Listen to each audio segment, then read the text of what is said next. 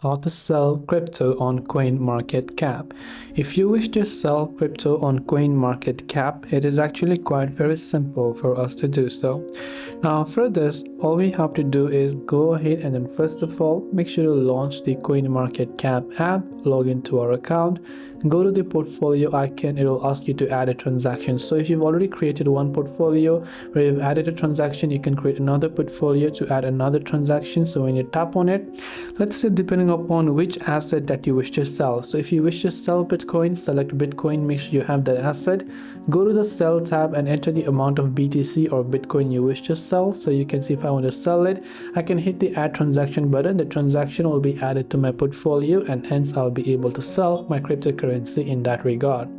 That's all it takes for us to sell our crypto on CoinMarketCap. I hope that this video helped you out, and if you have any questions, feel free to also leave them down in the comments below. As always, thank you for watching till the very end and see you soon in the next video.